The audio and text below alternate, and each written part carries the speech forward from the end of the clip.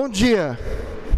Hoje nós vamos então continuar falando de Data Warehouse. Na aula passada nós falamos da definição do que era armazém de dados e algumas das principais características. Então, por favor, André, comece hoje para relembrar o que é um Data Warehouse. Data Warehouse é um banco de dados para suporte à decisão que é mantido separado do banco de dados operacional.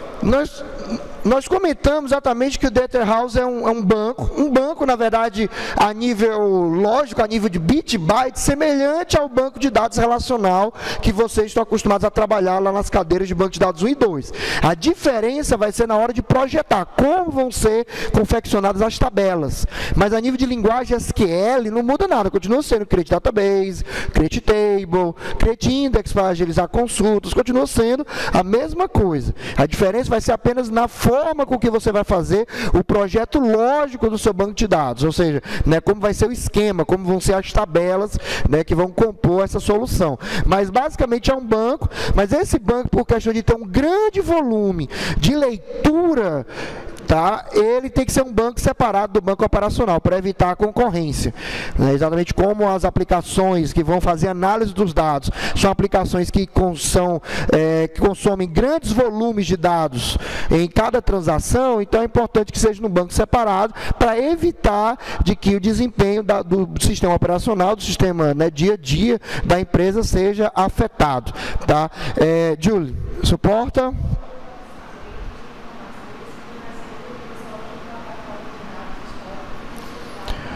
Eu até comentei na aula passada sobre a criação de um banco de dados de archive, arquivo, de arquivamento ou de histórico. Então, quando você cria um Data Warehouse, você pode contar que o Data Warehouse já é o teu banco de arquivamento. Aí, na ocasião, na aula passada, eu comentei o quê? Que você geralmente cria-se um banco, para que você armazene os dados mais antigos do teu sistema e esses dados não interfiram nas operações do dia a dia. Por exemplo, eu até comentei, acho que foi um caso de uma oficina, de uma loja de autopeças como a Padre Cícero. Então, a Padre Cícero não interessa para ela, Marcos, eu ter, por exemplo, as vendas que aconteceram em janeiro. No máximo, fevereiro. Então, a gente está em março, então, 2 meses aí é interessante ter. A partir de 2 meses, os vendedores não vão acessar, o financeiro já fez a contabilidade daquelas vendas. Então, você pode pegar essas ocorrências e jogar num banco de histórico, que geralmente eu vou chamar de histórico ou de arquivo. Só que eu posso converter esse arquivo em um Data Warehouse, para já deixar pronto, então, para consulta. Ou seja, além de eu guardar um dado para histórico, eu terei já esse dado disponível, pronto, para ser acessado por uma solução analítica. Porque, normalmente, quando a gente fala de arquivamento de banco de dados, o DBA, o profissional de dados, ele cria uma réplica, ele cria um banco com o mesmo esquema do banco de produção e vai fazendo uma simples transferência mesmo. É simples um insert, a partir de um select, e depois deleta aquele dado do banco operacional. Não há transformação alguma. Ele pega realmente todo o esquema do banco de dados, de produção, e cria um novo banco e vai jogando os dados mais antigos lá dentro. Esse é o arquivamento convencional. Só que eu posso adaptar esse arquivamento para que ele seja um banco de histórico. Um banco que armazene os dados consolidados e armazene toda a história da empresa, que seria o nosso armazém. Então é possível você usar o banco de arquivamento para isso. Por favor, Marcos, adequado.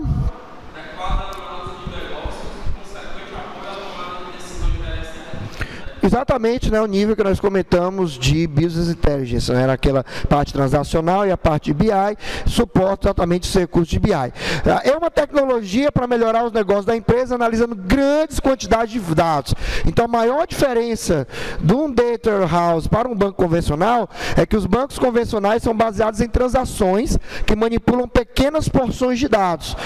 Até o João, por exemplo, está fazendo a cadeira de BD2 e comentou aqui que o assunto é controle de concorrência, tá vendo lá a questão de concorrência de transação, a questão dos reads e writes.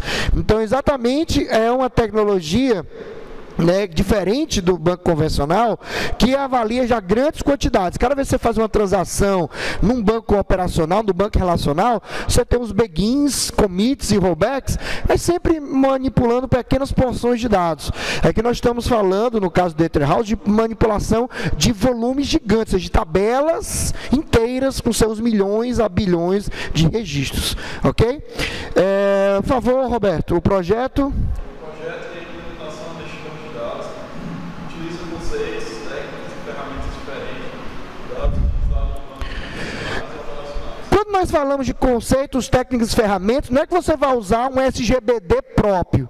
Na verdade, o SGBD que você utilizará, para criar o Data House é o mesmo que você utiliza para criar um banco operacional. Então pode ser o SQL Server, pode ser o MySQL, pode ser o Postgre, pode ser o Oracle, pode ser o DB2 da IBM, pode ser o Interbase, pode ser qualquer banco SGBD relacional. A diferença apenas, como eu comentei, vai estar no projeto.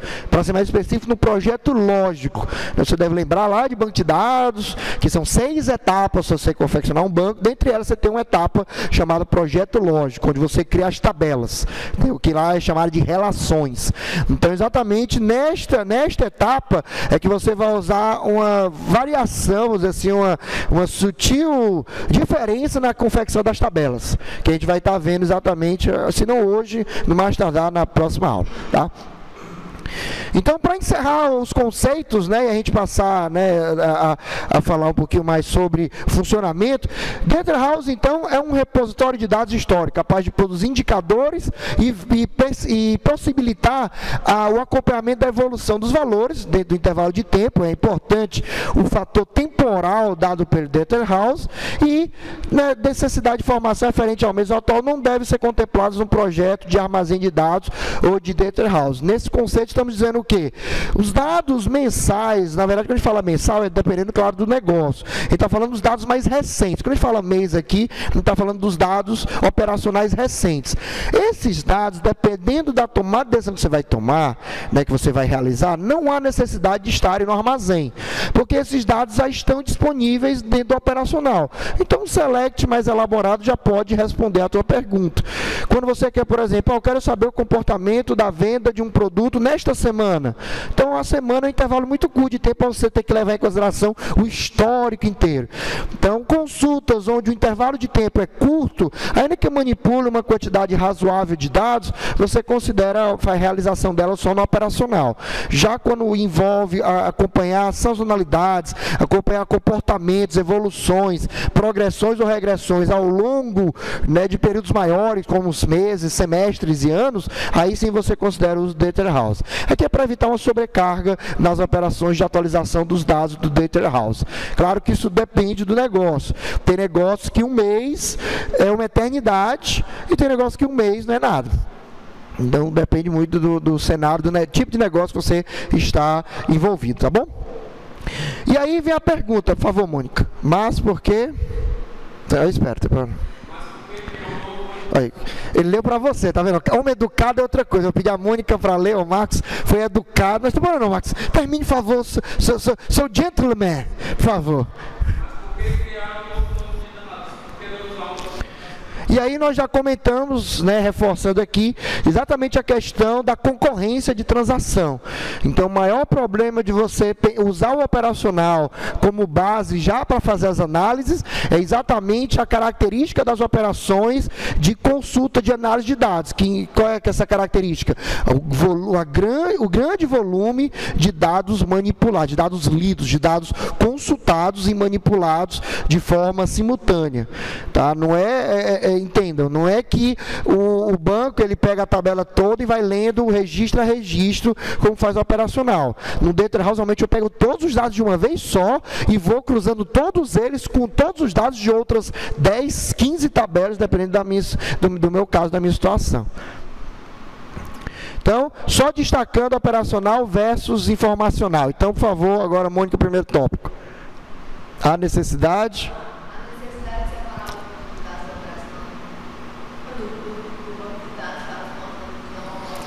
Primeiro, os dados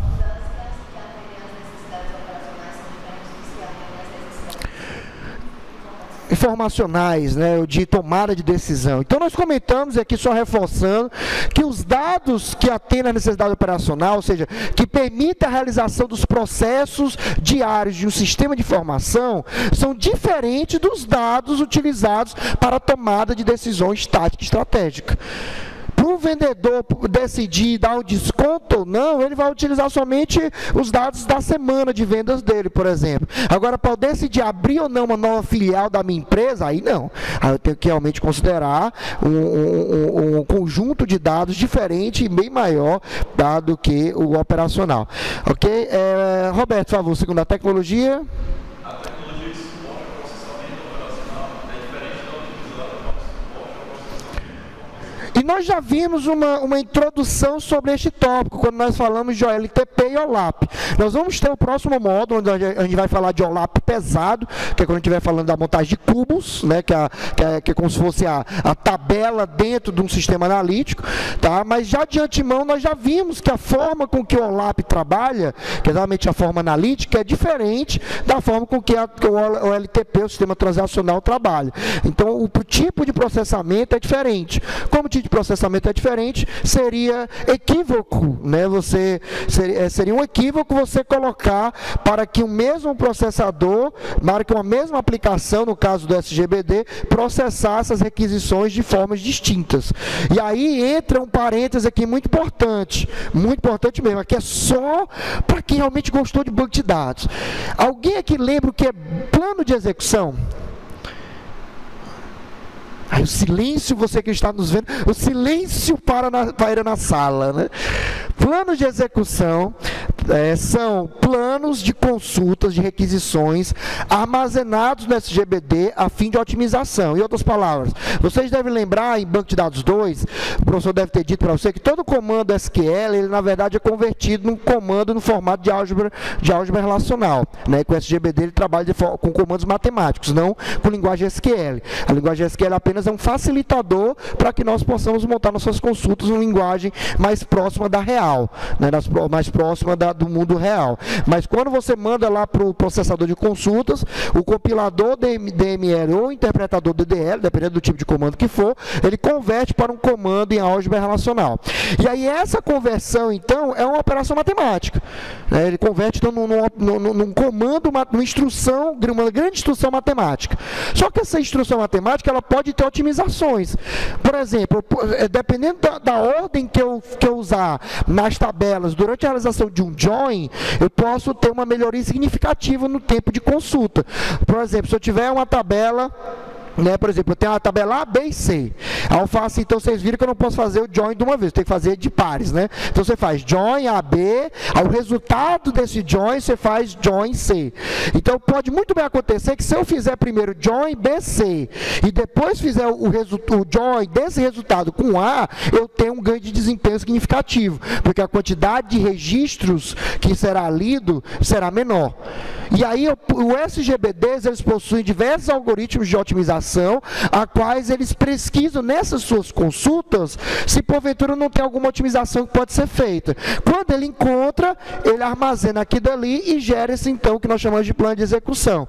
Isso é o que permite, por exemplo, uma história de procedure executar de forma rápida, de forma eficiente. A primeira vez que você executa a história de procedure, ele compila, em outras palavras, o SGBD cria um plano de execução para aquela história de procedure. A partir da segunda vez que você vai executar, o professor de vocês deve ter falado isso, a história procedure então vai executar de forma quase instantânea, exatamente porque ela já está compilada. E essa compilação é exatamente dentre as etapas, porque passa pela criação de um plano de execução. Então, plano de execução basicamente é uma forma do SGBD de armazenar uma forma ótima para realizar algumas requisições, para cada tabela, para cada recurso que você tem no seu SGBD. E aí vem a explicação exatamente, né, dessa questão aqui da tecnologia. Se eu tivesse no mesmo banco requisições operacionais e requisições analíticas, o SGBD nunca teria um plano de execução otimizado para cada uma delas. Porque quando eu estivesse usando transacional, ele criaria um plano de execução para o transacional. Aí na hora que eu mandasse uma consulta analítica, ia demorar pra caramba, porque ele ia estar otimizado para transacional. Depois o SGBD cria um plano de execução para esse comando analítico, né, para essa consulta já envolvendo maior quantidade de dados. Aí na hora que viesse uma operação transacional, ela ia demorar porque o plano de execução que estava armazenado era voltado para uma consulta analítica. Então, por isso que exatamente a tecnologia de processamento é diferente. Um dos motivos, entre vários, é exatamente esse, a questão dos planos de execução. Outros fatores também que a gente não vai comentar agora, mas a gente vai ter um momento próprio para isso, mas também a forma com que os índices são criados é diferente. Não o comando, mas a forma com que você escolhe os índices. Né? Então, e aqui é comum você ter índices compostos, vocês devem ter visto isso, né? Índices que são feitos por mais de um campo.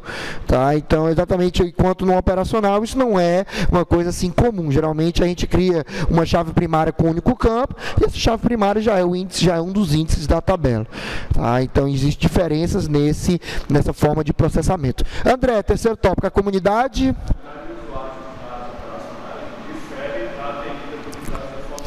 Nós comentamos, foi o final do módulo 2, está lá, tá certo?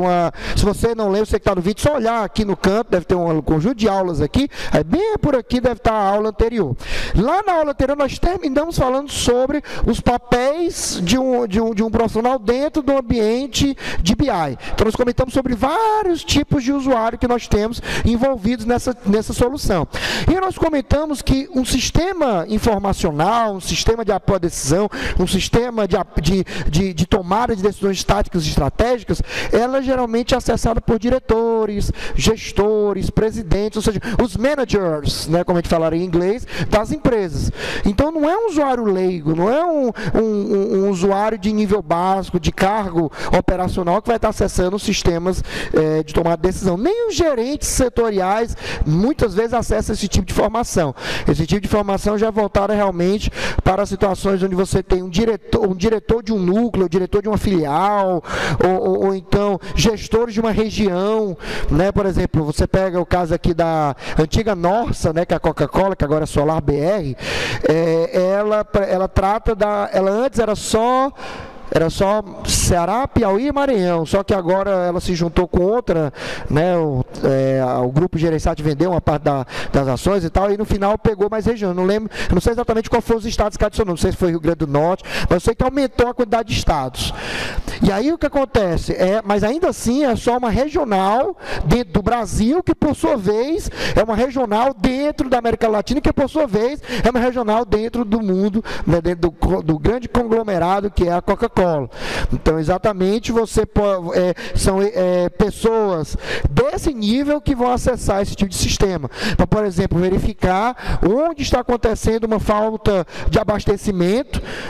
Mas está tendo muito pedido no Rio Grande do Norte e a gente não está conseguindo atender. Por quê? Você vai cruzar para saber se não tem alguma decisão que você pode estar tomando para facilitar isso. Será que o tipo de transporte está sendo usado, está sendo eficiente? Será que as rotas adotadas pelos nossos caminhões estão sendo as melhores rotas? Então tudo isso é respondido já por esse tipo de sistema. Então o grupo de usuários, a comunidade de usuários que utiliza sistemas informacionais é totalmente diferente da que usa o operacional, porque o operacional só se preocupa com o momento, enquanto o tático estratégico se preocupa com a manutenção da empresa, com a manutenção e o futuro da empresa, tá bom? Por favor, Júlio, termine.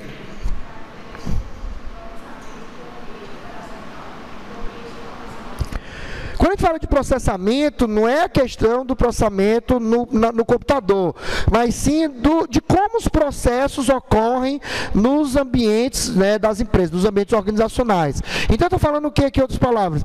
Que as atividades que usam os bancos operacionais são diferentes, funcionam de forma distinta das atividades que alimentam a parte estratégica da empresa. Só isso.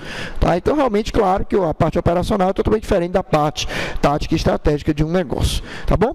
Então, para encerrar essa questão do operacional, a maior, vamos dizer assim, maior resumo que a gente pode fazer é esse aqui. Ó. Nós temos um banco aqui tipicamente operacional.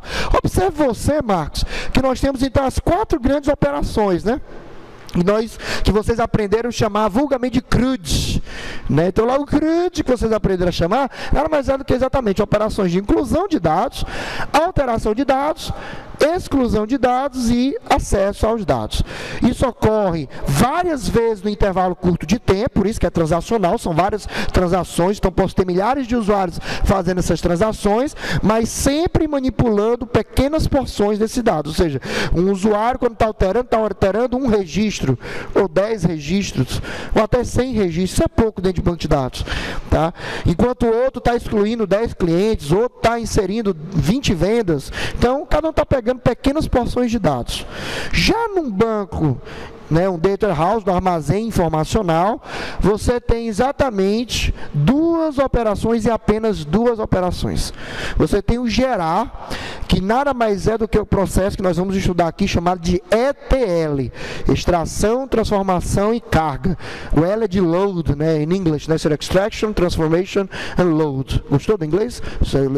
Extraction, transformation and load. Então, essa questão, nessa operação, o que é que ela faz? Ela simplesmente pega o dado que está no operacional, transforma, ou seja, a extração que é tirar do operacional, copiar do operacional, ou remover, transforma esse dado. O que é transformar?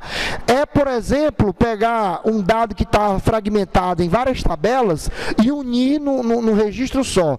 Então, por exemplo, eu tinha um exemplo bem besta. Imagina que eu tenho um cliente e cliente eu tenho um pedido. Então, vocês viram lá que quando você normaliza a tabela, você coloca cliente de um lado, pedido do outro, e aí você cria uma chave estrangeira, em pedido, que é a chave primária de cliente. Então, querendo ou não, a informação sobre o pedido ela está fragmentada. Um dos passos da transformação é exatamente pegar esses dados fragmentados e unir num registro só. Então, André, lá na tabela pedido do meu armazém de dados, eu vou ter o nome do cliente, o nome mesmo, o endereço do cliente, tudo do cliente, o registro inteiro do cliente, mais o pedido dele. Eu não tenho mais uma chave, que é essa chave que vai estar ligando lá, não tenho mais isso. Eu desnormalizo o dado. Eu trago realmente, João, o dado de uma forma completa, ainda que redundante, porque se o cliente tiver 10 pedidos, então embora as informações dos pedidos vão ser distintas, mas as 10 vezes a informação do cliente será repetida, da mesma forma, tá? Se não tiver tido alteração, claro. Ok? E aí depois que eu transformo, que eu deixo o dado pronto para ser otimizado para consulta, eu carrego, que é o load, eu carrego nesse outro banco, tá? Que é exatamente o armazém. Diga, André. Certo. É a cópia do operacional, só que na verdade é o seguinte, ele não é somente a cópia, ele é a cópia do operacional naquele instante, mas ele também guarda um histórico do que já esteve no operacional. Então ele guarda, na verdade, toda a vida vamos dizer assim, computacional que aconteceu do sistema. E aí eu posso fazer com que, se eu tiver condições de alterar o sistema, da empresa, do software ser da própria empresa, eu posso então pedir para que os relatórios sejam sempre feitos acionando quem? O armazém de dados, enquanto inserções, atualizações e exclusões sejam feitas sempre no operacional, porque o operacional ela só precisa guardar como a situação é agora, como a situação é hoje, tá? Então o data warehouse não é somente uma cópia, é como o operacional está hoje, ou seja, uma cópia, mais o como ele já foi, ou seja, como os dados que estavam antes nele, que por motivo de arquivamento não há mais necessidade de estar nele guardado. Então você que tem um banco, por exemplo, Ernesto, na minha empresa eu tenho um banco que a gente tem uma tabela lá que tem dados desde 2005, então isso está gerando um problema na tua consulta, porque toda vez que tu vai consultar naquela tabela, ele vai varrer todos os registros, inclusive do ano de 2005, para saber se teu ERE, por exemplo, está sendo satisfeito ou não. Então, para melhorar o desempenho, o que é que você faz? Você pega esses dados que não te interessam mais e move, através de ETL, para um armazém de dados. Aí, somente quando, um momento ou outro, você for precisar ver as vendas de um período longo de tempo, aí você acessa o armazém. Tá, okay? Então, essa é a estratégia que a gente utiliza. Tá ok? Respondido? Mais alguma pergunta? Pode perguntar. Feriado é só quinta-feira. Meu, Adílio, tranquilo? Ok, Roberto? Marcos? Tudo bem. Então, vamos continuar. Deixa eu passar aqui. Características de um data warehouse. Nós podemos dizer que um data warehouse tem 4 grandes características. Tá? Primeiro, por favor, Marcos. O que seria isso? Continue. Continue. Você vai montar um data house, para ser mais específico, até para já ir falando os termos corretos. Você vai começar montando um data mart, para depois montar um data house. Quando você vai montar um data mart, você se preocupa apenas em ter todos os dados que respondem uma pergunta. Então, o seu gestor, o seu cliente, chega para você e diz assim: João, eu preciso saber qual é a relação que há entre os produtos vendidos, as filiais e os horários de venda. Então, observe que eu estou relacionando 3 informações diferentes. Vocês vão aprender, se não hoje, na próxima aula, no próximo módulo, que essas informações, esses grupos de informações são chamados de dimensões. Então, você está cruzando 3 dimensões distintas: os produtos vendidos, as filiais onde ocorreram essas vendas e os horários que ocorreram essas vendas. Concorda? Então, eu tenho 3 dimensões, 3 informações que eu vou estar cruzando. Tá? Que exatamente, vem de 3, né? Não necessariamente de 3 tabelas distintas, mas podem ser informações que vêm sim em tabelas distintas, tá? Mas o que é importante é que no operacional, elas nunca estão, João, cruzadas.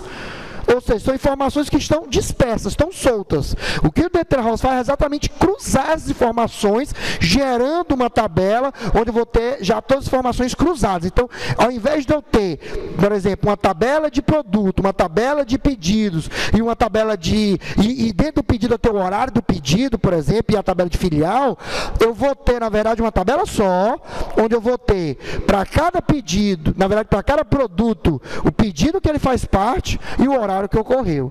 Aí vai tendo redundância. Mas aí, como todos os dados já estão desnormalizados, eu posso facilmente fazer os cruzamentos de dados. E aí eu consigo ter, por exemplo, produto, né, por exemplo, nas colunas, aí nas linhas eu tenho a filial, e para cada filial eu tenho um horário. Ou eu posso trocar, eu posso ter cada horário, e para cada horário eu tenho as filiais. Tá? E aí eu observo, por exemplo, poxa, olha só que legal, se eu tiver, nesse exemplo, produto, e eu tiver horário, e dentro de horário filial, eu consigo ver, por exemplo, qual é o horário em que determinado produto é mais vendido, e em qual filial ele é mais vendido. Simplesmente com esse cruzamento de dados.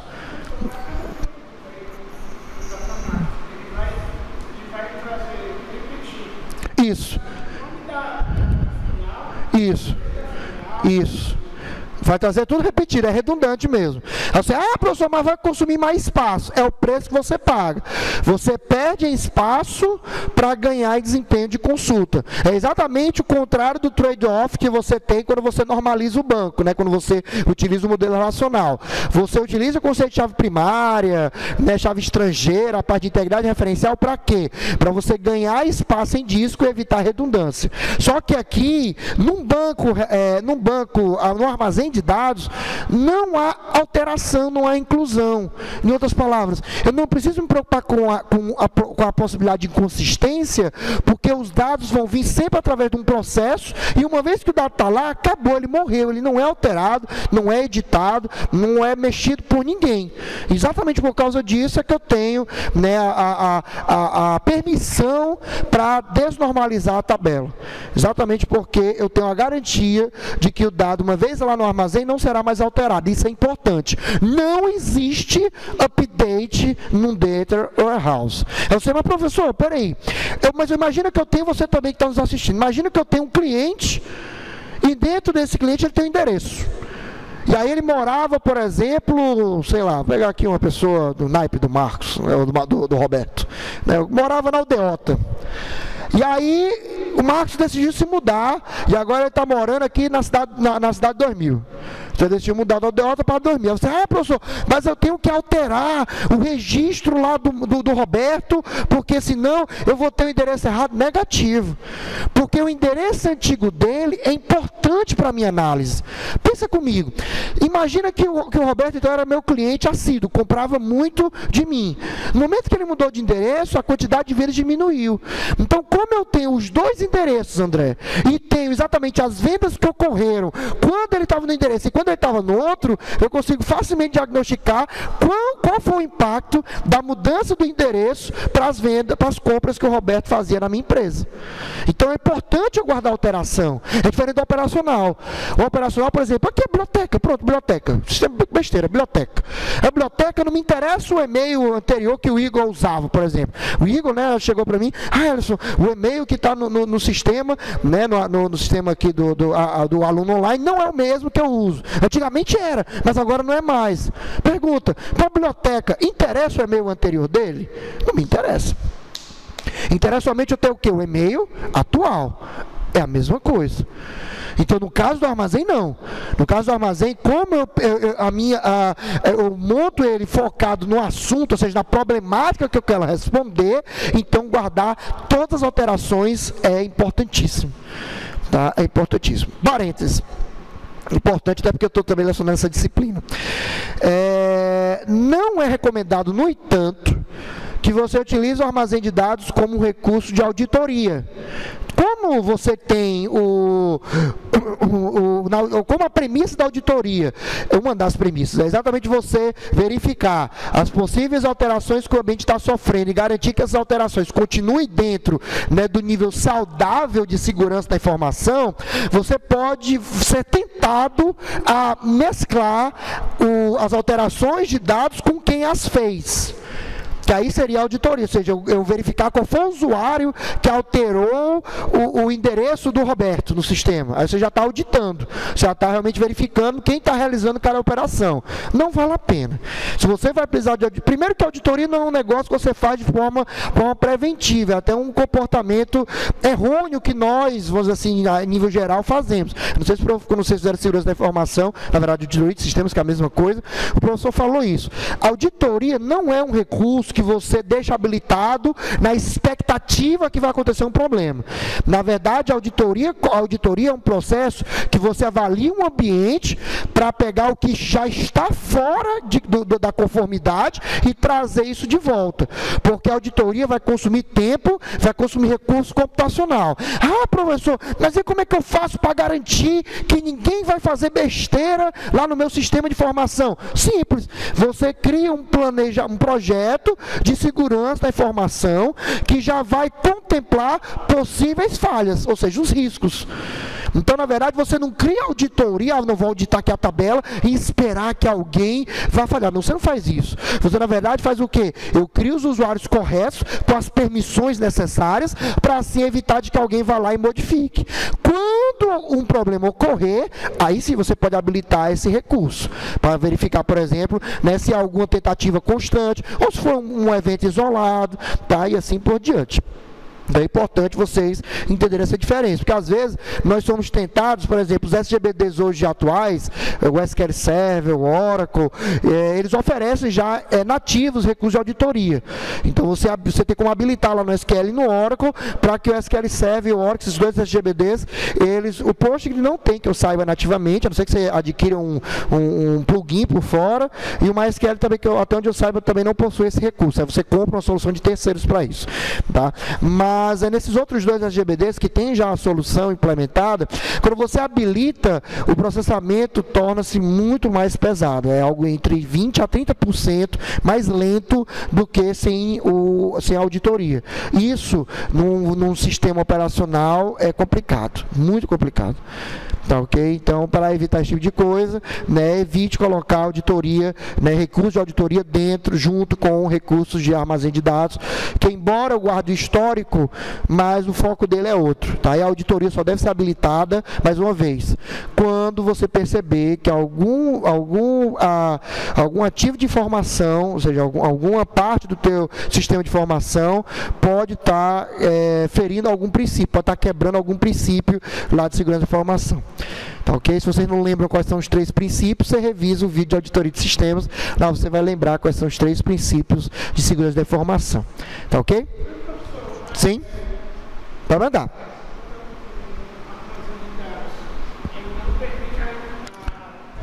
Não permite. Uma vez que o dado entrou lá, lock, morreu, só está para consulta. De novo, sim, porque na verdade é isso que vai acontecer. Quando você pega um cliente, por exemplo, como o caso do Roberto, peguei o Roberto, mudou o endereço. Então lá no meu Data House eu já tinha o Roberto com o endereço antigo. Então, na verdade, para o Data House, João, é uma nova inclusão. Ainda, mas é o mesmo Roberto, mas o endereço é diferente. Então, por endereço ser diferente, já é uma nova inclusão. Tá ok? E aí, para encerrar, e a gente passar para segunda característica, a importância de uma boa modelagem do operacional. Aquela balela que vocês achavam que o professor, o modelo entidade de relacionamento, vamos fazer o negócio direito aqui, fazer as relações e tal. Um banco mal projetado é uma dor de cabeça horrível para você criar o armazém de dados respectivo. Principalmente se tiver falhas nos dados que estão inseridos. É muito comum, por incrível que pareça, André, eu já peguei em várias consultorias dados de teste, cara, no banco de produção. Tipo, usuários admin, sei lá, com a senha 1234578, ou então cliente teste, endereço, blá, blá, blá, blá, blá, entendeu? Já peguei tudo isso já em consultorias de banco de dados. Isso é horrível porque isso dá brecha, exatamente, por exemplo, se alguém souber essa informação, então eu posso fingir uma venda associada a um cliente que na verdade não existe, que é o cliente teste. Então eu acabo deixando essas aberturas achando que nunca vão ser exploradas, mas na hora que você vai criar um armazém de dados, você pode ter problemas com isso. Uma vez eu estava fazendo uma consultoria, na verdade um treinamento com consultoria para o pessoal da FIEC, daqui da indústria, aqui na Barão de Studat. E eu tenho, por sinal, vários amigos meus, gente boa, trabalham lá. O Jorge, por exemplo, é um profissional fantástico. O Marcos também é outro. E aí lá a gente estava exatamente comentando isso. Como o banco, antes da época deles, bem antes, na época eles estavam lá há tipo já 4, 5 anos, mas esses bancos de dados que eles usavam lá remotam da década de 90. Então, na década de 90 eles já tinham bancos de dados, já usavam esse conceito, só que altamente mal modelados. Então, quando a gente foi fazer exatamente a montagem do Data House, fazer os ETLs para trazer os dados, nós vimos lá diversos registros absurdos, tipo médico com CRM fictício, né? Ou então cliente com CPF 111, só para testes, só que os desenvolvedores não tinham apagado esses dados. E isso, né, poderia ser uma brecha, não somente a nível de Data House, mas também a nível até de integridade do negócio, né? Como eu disse, alguém poderia aproveitar essa falha, criar vendas que nunca existiram, né? Banco de produção, porque quando você vai fazer a tela, a gente vai comentar que o primeiro passo é conhecer como é que, exatamente, tratar os dados, conhecer como é que está o banco operacional, como é que estão os dados lá, para você já prever quais são as transformações. E aí, quando a gente for olhar, a gente viu exatamente esse tipo de situação, foi muito inusitado. Tá? Realmente a gente não esperava, até por questão do porte da empresa, mas é aquela máxima, né? Nas maiores empresas que você vai ver as maiores lambanças em banco de dados. Não se preocupem, não se espantem quando vocês tiverem grandes empresas, né, consultoria ou como funcionários, e aí você vai fazer realmente esse tipo de projeto, você vai ver a lambança que está, né? Bancos mal projetados, bancos concha de retalho. Banco concha de retalho é um dos piores que tem. Exatamente, começou usando um padrão, aí depois o cara saiu, entrou outro, as novas tabelas usaram outro padrão, aí depois o cara saiu, então terceiro, aí outro padrão. Quando tu vai ver, tá uma concha de retalho assim, redundância, tabela repetida, é uma complicação. Tá, é um negócio horrível, horrível mesmo. Tá, espero que, assim, vocês vão passar por isso quem for na área de banco de dados, mas espero que não encontre com tanta frequência, porque é um porre, a verdade é essa, tá bom? Mas entendido essa questão do orientado a assuntos? Tranquilo? Podemos continuar? Podemos? Muito bem. Então, amigo André, por favor, read the second topic. Por favor, lê o segundo tópico.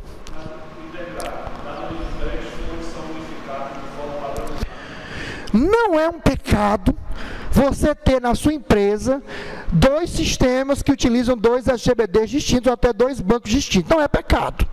Eu posso ter, por exemplo, o sistema da Envia e um sistema da TOTS, por exemplo, cada um tem um SGBD. Por algum motivo, eu adquiri 2 soluções distintas, porque uma atendia melhor a necessidade de alguns setores e outra atendia melhor a necessidade de outros setores. Posso ter isso? Posso. Beleza, sem problema algum.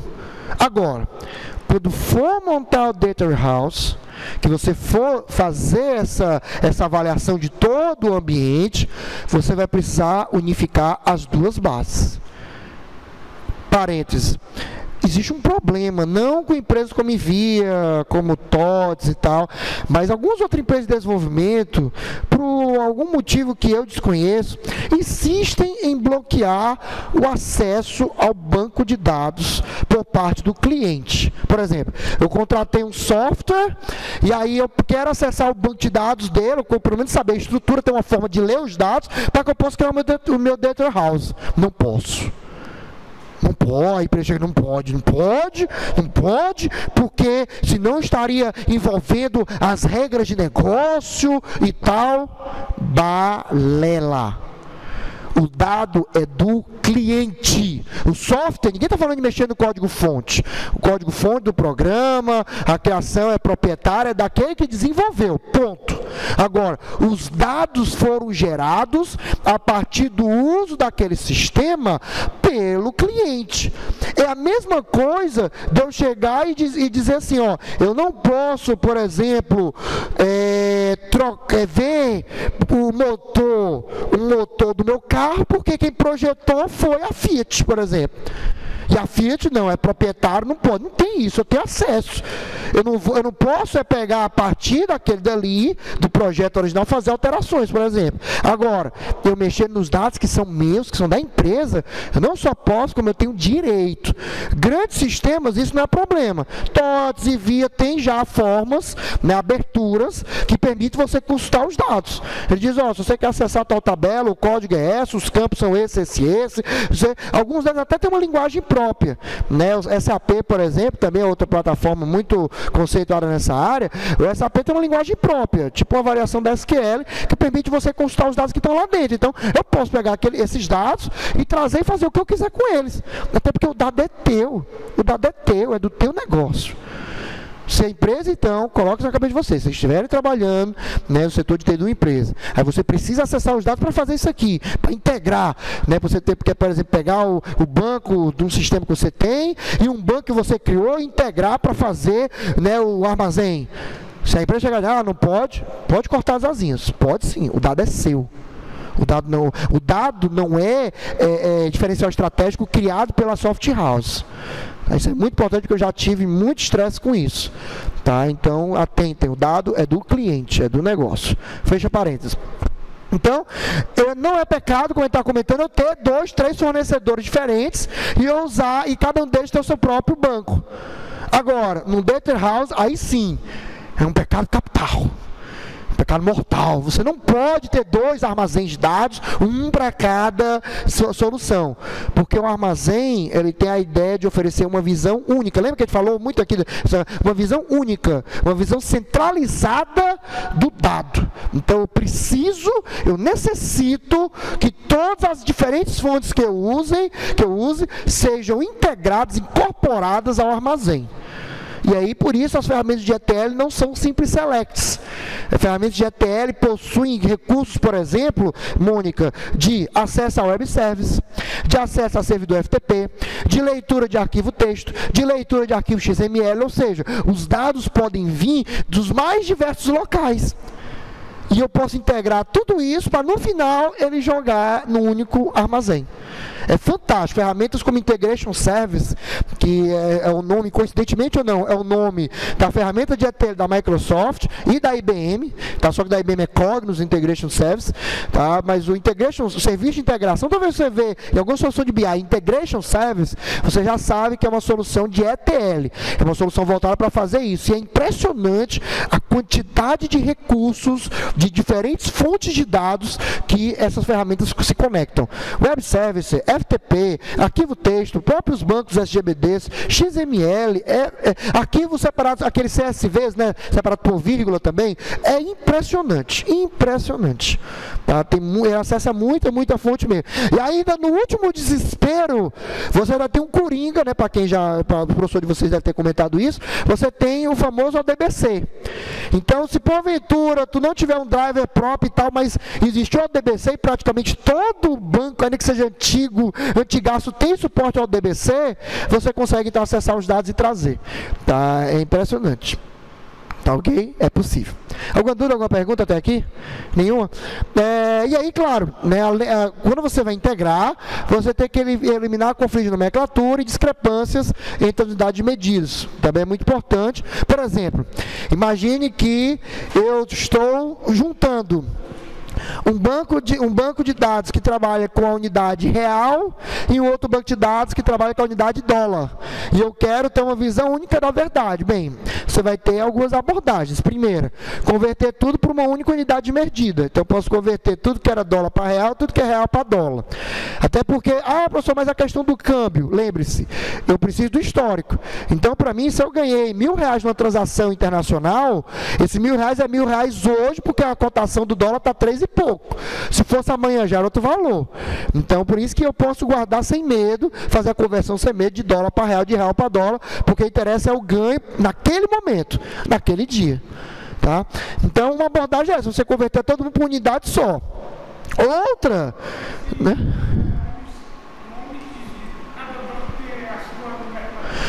Pois é, você vai ter que fazer um mapeamento. Lá na ferramenta do ETL, João, o que é que você vai fazer? Por exemplo, o código do cliente no meu banco chama-se CodeClient, o nome do campo. Já no outro banco lá, o nome do campo é C01A2. Tem gente que cria esses códigos doidos, né? Mas pode. Então, lá na TL eu vou dizer o seguinte, eu vou mesclar esses dois bancos, onde CodeClient é igual a C00A02, por exemplo. Tá? Então, lá na ETL é que eu faço essa união, essa integração. Aqui nós estamos comentando que o Data House já tem que estar integrado.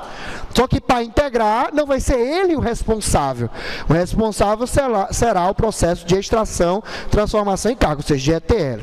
Tá ok? Respondido? Muito bem. Dando continuidade, então, assim, a outra forma, como eu estava comentando, a unidade de medida, né? Uma forma é você fazer a conversão toda para uma só. A outra é você manter os dois valores e caso a unidade ocorra variação com o tempo, você guardar qual é a razão naquele determinado momento. Ou seja, eu guardo em reais, guardo em dólares e guardo a taxa cambial naquele dia. Posso fazer isso também. Então, que são duas soluções que, dependendo da situação, pode ser mais conveniente. Por exemplo, se eu estiver trabalhando com unidade de medidas, né, de comprimento, metro, e aí a americana, né, pés, polegadas, e a internacional, né, metro, centímetro, etc., pode ser interessante, questão de agilidade nos cálculos, eu guardar os dois campos. Os dois mesmo, lá está em metro, então mantém em metro. Aqui, lá vem em polegada ou em pés, aqui eu trago em pés. Quando eu precisar, eu posso pedir para ele fazer o cálculo lá em tempo de execução. Ou seja, se ele precisar o que está em metros em pés, eu posso fazer uma conversão durante a consulta. Como um campo calculado que vocês viram lá na tabela, lá em banco de dados 1 e 2. Vocês devem ter visto que eu posso criar um campo que ele chama de computed column, né? Ou seja, um campo computado, um campo calculado. Onde lá no create table, vocês devem ter visto isso, ao invés de você colocar tipo valor, integer, né, só int e sei lá, nat_nu, você coloca o quê? Você coloca valor, recebe, aí coloca, né, campo 1 mais campo 2, você coloca o cálculo, né, e a partir daí então, ele armazena o cálculo. Aí toda vez que tu for consultar aquela tabela, que tu acionar aquele campo, ele vai pegar e vai realizar o cálculo durante a execução. Tá ok? Então você ganha no armazenamento, mas perde no desempenho. Então, vocês devem ter visto isso lá em banco de dados 1. Tá? Isso é em BD1. Eu posso ter um campo calculado. Tá? Até no modelo entidade de relacionamento, deixa eu me lembrar aqui, é o tracejado. O tracejado, se faz memória. Quando o campo é computado, aquela elipse, né, que define o atributo da entidade, quando o atributo é calculado, você coloca tracejado. Tá ok? Ou seja, mais uma vez, naqueles assuntos que você acha que nunca ia precisar, né? Pois é, né? Tá? Muito bem. Outras duas características de um banco, né, de um armazém de dados, de um data warehouse. Por favor, Emanuel. Primeiro, não. Continue.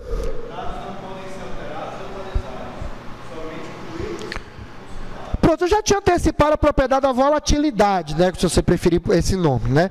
Então, o armazém de dados, ele é não volátil, ou seja, ele não sofre alterações nos dados, ele somente sofre novas inclusões, para garantir o histórico. Tá? Continue, por favor. Dados.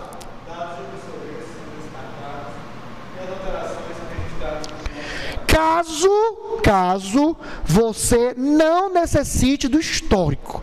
Então, dependendo do caso, você pode não ter a necessidade de guardar mudanças. Por exemplo, voltando à questão do cliente, eu comentei aqui a questão do e-mail. Ainda que eu tenha no armazém de dados, venhamos e convenhamos, né? Não é comum eu ter que guardar o histórico dos e-mails que o cara tinha, né? Então, não há necessidade de mudar. Quando acontece isso, quando o senhor realmente precisar, o e-mail do cara mudou. Então, na verdade, eu apago aquele registro anterior e coloco um novo registro. Claro que isso tem implicações em relação aos dados que já estavam ligados a ele de histórico. Então, o que é que você tem que fazer? Atualizar todo mundo. Tá? Então, é mais violento, realmente, quando acontece. Tá, ok? Mas não, entenda que não é uma atualização, um update qualquer. Na verdade, eu apago o registro, coloco o novo e refaço todas as associações de dados que tinha, né, com aquele anterior com o novo, tá ok? Mas não há, como é que se diz? Não há necessidade, né, de você se preocupar com isso caso você vá guardar o histórico. Você só vai realmente, né, alterar os dados obsoletos para novas versões quando aquele campo, aquelas modificações não são interessantes para você guardar o histórico. Só isso, tá ok? Alguma pergunta, alguma dúvida? Aí você, professor, mas e se isso acontecer com frequência? Geralmente esses campos que não são importantes, ter o histórico, não são necessários no Data Warehouse. Por exemplo, não há necessidade de eu levar para a minha análise de dados o e-mail do cliente. Não há. Por que o e-mail vai mudar na minha percepção sobre a venda, por exemplo? Não tem o quê? Qual o domínio, o cara de e-mail mais usado? Se o cara do Hotmail é do Gmail? Não faz sentido. Tá? Então, pelo menos assim, para o meu sistema, para essa situação normal, não faz sentido. Então, esses campos também é outro fator importante. Você não precisa levar a tabela inteira. Você leva apenas aquilo que é orientado ao assunto, ou seja, que responde às perguntas que você está fazendo.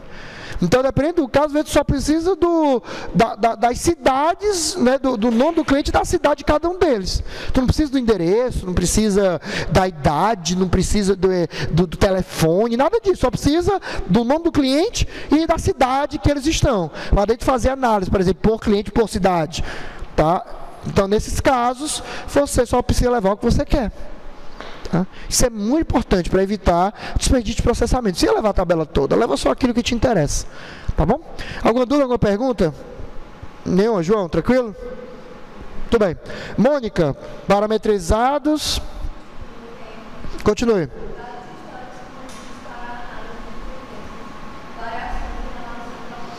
Continue.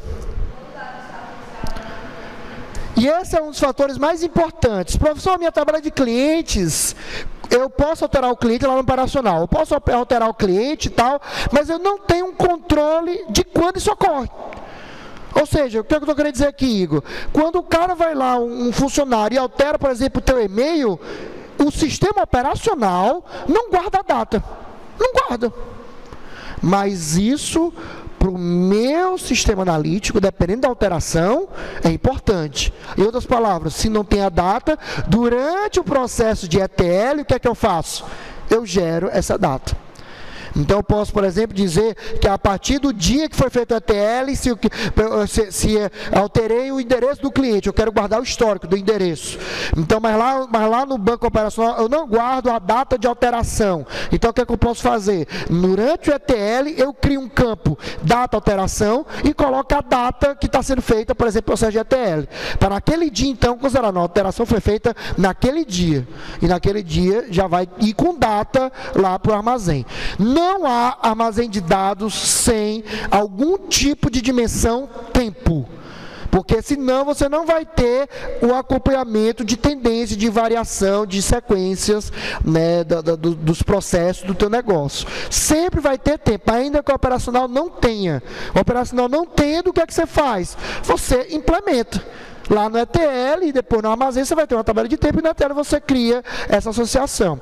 Nós vamos ter um momento onde nós vamos só falar de estratégias para a montagem da dimensão tempo.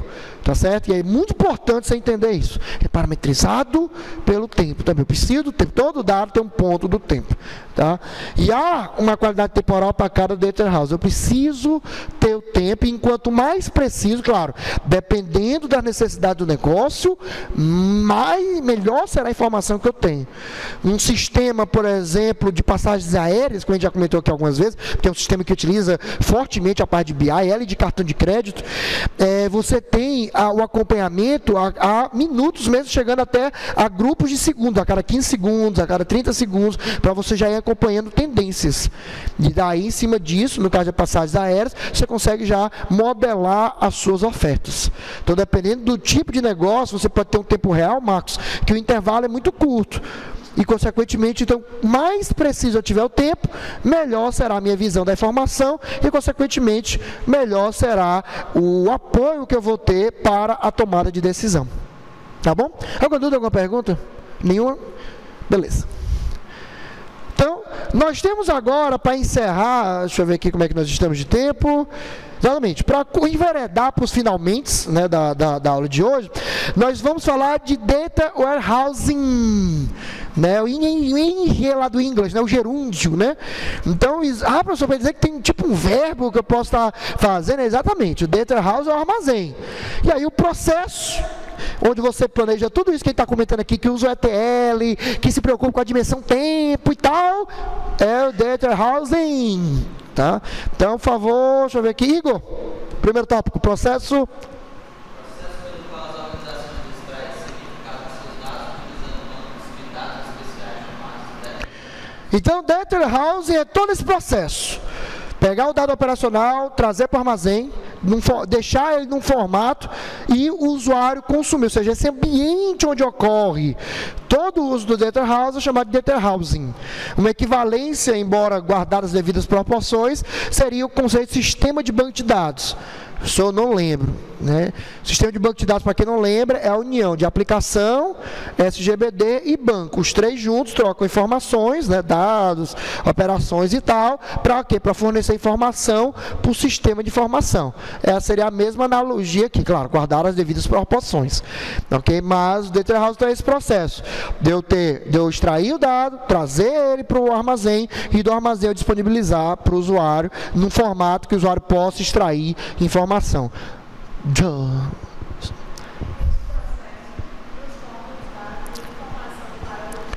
Continue. Coletados sistematicamente, porque a coleta, o ETL, não é feito quando o usuário quer. Normalmente ele é agendado, né? Então, já estou antecipando aqui, você agenda de acordo com o conceito de tempo real da empresa. No escritório de advocacia, por exemplo, as atividades do negócio funcionam num período de dias a semanas, a meses, a anos. Ou seja, não há diferença, não há uma diferença sensível os dados que eu tenho hoje, agora, para os dados que eu vou ter daqui a 2 horas de operações. Geralmente a mudança é de um dia para o outro. Que aí, chegou uma requisição, chegou um processo, resultado de um julgamento, esse tipo de coisa. Então, para um escritório de advocacia, o tempo real, eu posso considerar o quê? O dia. Então, a partir daí, Júlio, eu posso planejar um ETL para ser feito uma vez por dia. Então, uma vez por dia, terminou o expediente, o ETL vai lá no operacional, vê o que alterou, vê o que de novo e traz para o Data House. Pronto. Agora, num banco já de cartão de crédito, por exemplo, um sistema de cartão de crédito, onde eu tenho transações ocorrendo a cada minuto, a cada segundo, aí não, vou ter uma periodicidade bem menor. Geralmente, nesses locais, como o Banco Itaú, Bradesco, etc., você tem a cada frações de minuto, ou seja, 15 segundos, 30 segundos, 45 e assim por diante. Claro que não é um servidor só com milhões de dados, né? Eu consigo fazer isso por quê? Porque todas as informações de cartões são distribuídas em diversos servidores, diversos mesmo, tá? Centenas de servidores. E aí os ETLs em cada servidor desses vai pegar pequenas porções de dados atualizados. Então, consequentemente, eu consigo oferecer um bom nível de paralelismo. Tá, ok? Mas lá no caso do Itaú, por exemplo, né, eu tenho um grande amigo meu, que é o Newton, que trabalhava lá, não sei se ainda trabalha, mas eu me lembro quando ele comentava sobre como funcionava, né, e até quando fui lá para São Paulo, que tive o prazer de visitar lá a estrutura, né, de TI de lá, ele comentava exatamente que lá os ETLs acontecem a cada 15 segundos.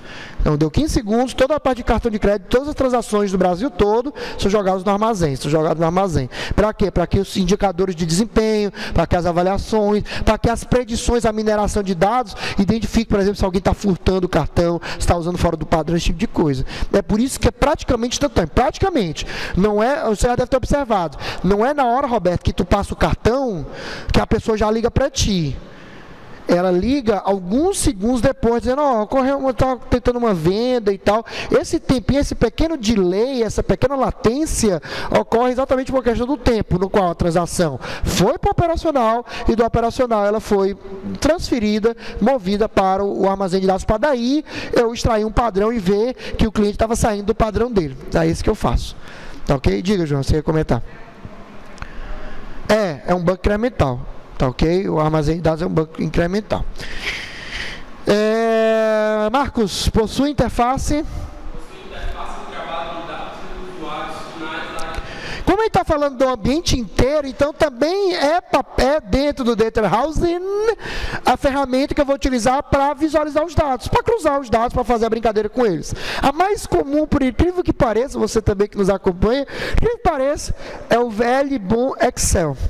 Tá? Grande parte das empresas, quando não tem uma ferramenta própria de relatórios, eles utilizam o Excel, ou seja, eu tenho um armazém, eu estabeleço uma conexão de dados do Excel com esse armazém, e aí eu vejo todas as dimensões, as tabelas, e eu consigo arrastar tudo que eu quero no formato de tabela dinâmica.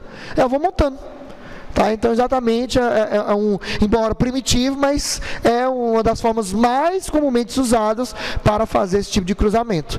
Tá, ok? Então, o Excel faria parte desse Data Housing, caso eu utilizasse para esse fim. Tá, ok? Por favor, Mônica, retratar. Efeito fotográfico aqui é exatamente isso. No momento, no instante que aconteceu, eu vou lá e tirei a foto. Ou seja, no momento que aconteceu o evento, naquele preciso dia, mês, ano, hora, minuto, segundo, eu capturei aquele dado. E aí eu guardo com essa informação, com essa informação de horário, né, com essa informação de data, para daí na análise eu ter um padrão temporal. Tá bom? Alguma pergunta? Nenhuma, Igor? Tranquilo? Tudo bem. Então, uma figura, mais uma para ilustrar o conceito de Data Housing. Então, eu vou ter exatamente diversas fontes de dados, várias, que não necessariamente são bancos. Eu posso ter arquivos textos, XMLs, FTPs, enfim, diversas soluções. E aí eu vou ter o processo de ETL, extração e transformação em carga. Daí, então, eu vou jogar no Data House. E aí, daí eu vou ter diversas ferramentas que vão acessar. Até por sinal, o símbolo de Data House aqui já é sugerindo o cruzamento de dados. Mas, na verdade, Cubo não é o Data House. Cubo é outra coisa, é um banco multidimensional, que nós vamos ver no próximo módulo, módulo 4, que é o módulo de OLAP, onde vai ver o OLAP a fundo. O Data House é a base para o OLAP, que seria isso aqui, essa análise multidimensional. Tá? Então, na verdade, a figura aqui já está sugerindo, porque geralmente o armazém ele é usado para esse tipo de recurso, mas também pode ser usado para relatório, também pode ser usado para mineração de dados, também pode ser usado para aplicações personalizadas. Você pode ter uma aplicação operacional que acessa o Data House para fazer uma consulta que era muito pesada, mas como você montou uma visão, né, já com os dados todos consolidados, não vou precisar fazer 15 joins. Já vai estar tudo unificado numa tabela só. Então é muito mais rápido mesmo. Tá ok? Geralmente consultas que envolvam tipo 10 joins, 15 joins, professor, isso é possível. Você é que pensa, é mais comum do que você imagina. Tá? A consulta que a gente vê na cadeira de banco de dados, 3 joins, 4 joins, caramba, meu, que irado, 4 joins é muito. Não é nada. Não é nada. Tá? Sistemas Perevas eu já peguei que envolvia 10 joins, 15 joins. Geralmente nesses casos, quando você vai olhar por que de tanto join, essas coisas, você vê que é um relatório geralmente consulta e geralmente é um relatório mais analítico, ou seja, mais para tomador de decisão. Aí nesses casos é interessante você montar o Data House. Na verdade você começa com Data Mart, até porque é pequenininho. Você precisa ter um banco já com todas as perguntas respondidas. A gente vai ver na próxima aula a diferença já de Data Mart para Data House e já falar um pouquinho das abordagens, né? De porque se eu posso já começar do Data House, ou se eu posso começar do Data Mart, para ir para o Data Warehouse, esse tipo de coisa, tá bom? Mas basicamente esse é o diagrama que eu pretendo até o final do mês de abril mostrar exatamente toda essa parte. A gente vai falar de Data House e vai falar de multidimensional. Aí talvez até a nossa avaliação deva vir até aqui, como eu comentei, parte do capítulo de OLAP. Aí a outra parte que a gente vai ver é TL e mineração. Aí encerra os conceitos básicos do sistema de apoio à decisão. Tá? Então esse é o plano, tá? Esse é o nosso objetivo. Tá bom? E aí aqui exatamente na OLTP, e aqui seria o OLAP, né? Já considerando que o pré-requisito que eu tenho básico, que seria ter o Data House. Embora a gente vai ver depois que não é uma coisa obrigatória, mas é super recomendado. Tá? Por favor, deixa eu ver, André, abordagem. Continue. Então, o Data Housing consiste no processo de tração, o que mais? Então, toda a parte de ETL que a gente comentou aqui. Roberto, continue. Uma nova organização de dados. Continue. Hardware especial exclusivo. Exibição de informações diferentes e preferencialmente essas formas que fiquem a cargo do usuário. Ou seja, a gente só disponibiliza e o usuário brinca, arrasta, drag and drop do jeito que ele quiser. Não há, a gente já comentou aqui, acho que umas 3 aulas atrás, da importância que é você dar o poder ao usuário para a criação de relatórios. E eu reforço isso aqui. Não há mais motivo para a TI se preocupar com relatório. Não há. Tá? A TI ela tem que fornecer o dado. O que o usuário vai fazer com ela é o usuário que tem que fazer. Porque somente ele vai montar do jeito que ele quer. Isso é benéfico para todo mundo. Para o usuário, que ele monta do jeito que ele quiser. Para a TI, que não fica perdendo tempo com operações ridículas, tipo, muda aqui a fonte, coloca uma cor aqui, move essa tabela mais para baixo. Isso é perca de tempo. O profissional de TI é para fazer com que a tecnologia seja ativo estratégico para o negócio. Ou seja, utilizando soluções como essa, e não perdendo tempo abrindo lá um Excel e mudando a cor ou o tipo de fonte. Que nem vocês sabem que tem setores de TI que infelizmente trabalham dessa forma. Tá? Que ao invés de gastar tempo com recursos estratégicos, gastam tempo apagando incêndio, fazendo operações banais do usuário. Tá? E por sinal, até existe um estudo que classifica, né, dentro de todos os pedidos, né, que são feitos para a área de TI, que em torno de 60% a 70% são pedidos somente de apagar incêndio, são pedidos reativos. Isso é um erro. TI é para ser uma área que prega a proatividade. Não há sentido de você passar 4 anos fazendo sistema de informação, aprender um bocado, gastar caro, para tu passar o resto da tua vida plugando cabo de rede nas máquinas. Ou mudando a fonte lá no menu de um programa. Não faz sentido. Vocês estão aqui para serem solucionadores de problemas. A gente já comentou isso aqui e repito. Vocês são solucionadores de problemas. Eu sei se vocês pararam para pensar nisso. Então, acho que até no primeiro dia eu comentei sobre o que é que vocês estavam fazendo aqui. Mas se não, né, até é importante frisar para encerrar a aula. Vocês estão aqui, vocês aprenderam todas essas cadeiras, estrutura de dados, sistemas operacionais, arquitetura, pesquisa operacional, computação gráfica, sabe para quê? Para você ter um grande canivete switch. Ou seja, na hora que você se depara com o problema, você está aqui com o problema, aí você, beleza, puxou o canivete, pronto. Aí, para esse problema eu vou usar a tool, né, a ferramenta, estrutura de dados, banco de dados, Zoom e sistema de apoio à decisão, pronto, resolve. Para isso, aí apareceu outro problema aqui, você, desculpa, outro canivete. Não, para esse aqui já eu vou usar rede de computadores, vou usar sistemas operacionais e vou usar segurança, auditoria de sistemas, segurança da informação. É só ferramenta. Vocês passaram 4 anos, estão finalizando 4 anos da vida de vocês aprendendo ferramentas, recursos, para que você possa, dentro da área de conhecimento da computação, da tecnologia da informação, uma vez que você estiver de frente a um problema, você aprender a solucioná-lo. Na prática, se resume a isso. Todo curso, pare e pense, todo curso é para solucionar problemas na área que ela se propõe. Medicina, problemas na área da saúde. Engenharia, problema nas áreas de infraestrutura, quer seja construção, instalações elétricas, mecânicas, etc. Direito, problemas na área, né, legal, na área de manutenção da sociedade. Nutrição, problemas na área, né, de alimentação. Educação física, problemas na área de manutenção da saúde do corpo humano, né, preventiva até mais do que corretiva, como é o caso da medicina. E tecnologia da informação, que aí inclui sistema de informação, ciência da computação. Engenharia da computação, o quê? Utilizar a computação como meio para a solução de problemas. Utilizar o rápido processamento de dados para a solução de problemas. Então, nossa área se propõe a isso. A solucionar. Vocês são solucionadores. Vocês são pessoas que quando chegar na empresa, vão chegar assim, ó, cheguei para resolver o problema. Cadê? Onde é que está? Vocês vão chegar dessa forma. E não para ficar 10, 12 horas, feito peão, programando a mesma coisa durante anos e não sai daquele canto. Você deixa isso para programador. Programador é qualquer um que faz um curso de programação. Terminou com o programação, o cara é programador. O cara vai numa Evolução, no Lanlink, sei lá, nesses cantos que tem curso de programação, o cara vai lá, que menor faceta deve ter curso de extensão, né, nas férias e tal. Então, vai lá, aprendi Java, pronto, você é um ótimo programador. Agora, o solucionador não. O solucionador é o cara que chega, olha o problema e a partir de toda a bagagem que ele tem, propõe solução. E é exatamente isso que nós estamos aqui. Tá? O Data Housing é exatamente uma forma, né, de você, é mais uma ferramenta para você solucionar os problemas do seu cliente. Coloque na cabeça de vocês, vocês são solucionadores, vocês não estão aqui para serem mais um. Honrem o título que vocês têm. Vocês estão aqui para serem mais.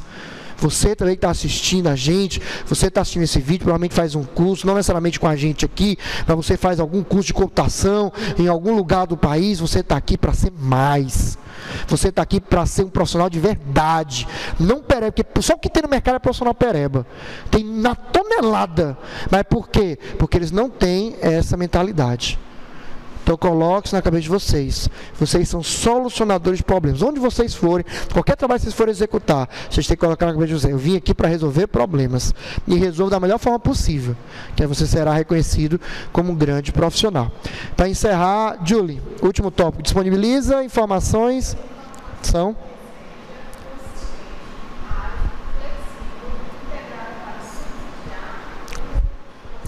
tomada de decisão. Então, é isso. Data House dá o dado correto, rapidamente, permite o usuário brincar do jeito que ele quiser e é integrado com todas as diferentes fontes de dados. Pronto, esse é o motivo do Data Housing. E o Data House é esse ponto de convergência. É esse ponto onde todos os dados, diferentes fontes, convergem e são padronizados num formato que o usuário pode brincar do jeito que ele quiser. Tá ok? Alguma dúvida, alguma pergunta?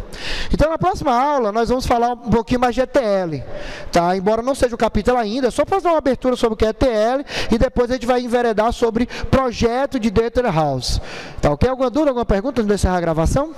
Nenhuma? Então, para você que nos assiste, na próxima aula, nós vamos continuar falando mais de Data Housing, né, o ING, lá o gerúndio, e aí nós vamos, se você preferir, o Data Housing, né, em inglês, e aí nós vamos falar um pouquinho sobre ETL, né, o processo de geração, transformação em carga, e depois disso nós vamos falar sobre as características de um projeto de Data House, né, então começar realmente a projetar as tabelas, né, entender um pouquinho mais sobre as formas de como você vai criar esse banco de dados especial, tá bom? Então, para você que nos prestigia, um abraço e até a próxima.